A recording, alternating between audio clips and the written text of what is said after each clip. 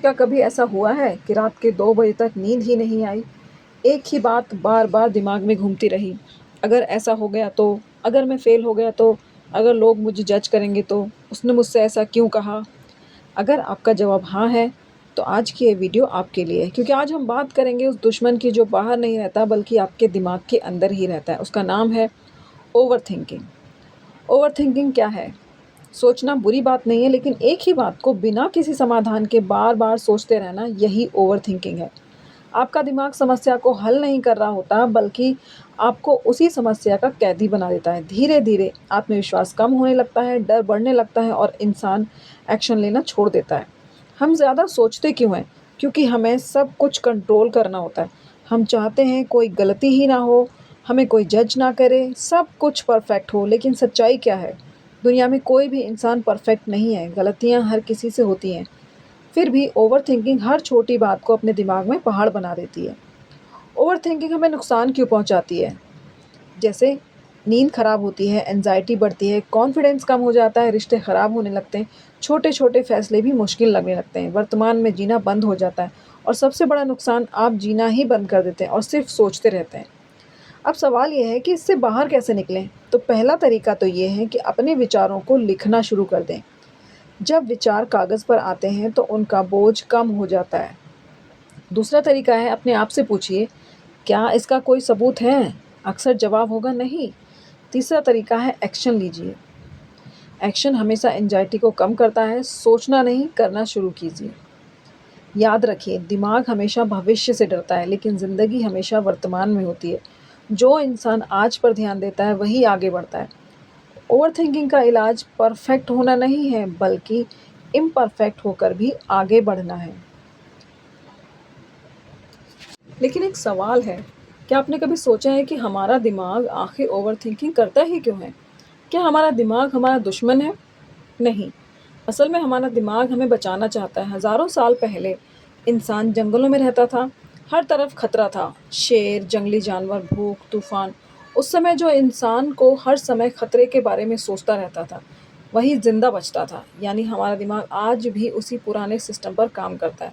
बस फ़र्क इतना है कि आज जंगल नहीं है, लेकिन दिमाग में अब भी खतरे ढूँढ रहे हैं। अब खतरा बदल गया है, अगर नौकरी चली गई तो? अगर लोग मुझे पसंद नहीं करेंगे तो? अगर मैं असफल हो गया तो? यानी खतरा बाहर कम, दिमाग के अंदर ज़्यादा है।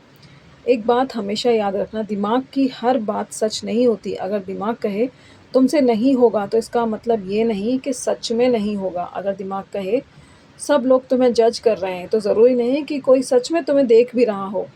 हम अपने दिमाग की हर बात पर विश्वास कर लेते हैं और समस्या यहीं से शुरू होती है। मान लो आपने किसी दोस्त को मैसेज किया और उसने 5 घंटे तक रिप्लाई नहीं दिया। अब आपका दिमाग क्या करेगा? शायद वो मुझसे नाराज़ है, शायद मैंने कुछ गलत कहा, अब वो मुझसे बात नहीं करेगा। लेकिन अगले दिन पता चलता है उसका फ़ोन ख़राब था। यानी पूरा दिन आपका दिमाग एक ऐसी कहानी लिखता रहा जो कभी हुई ही नहीं। और यही है ओवरथिंकिंग।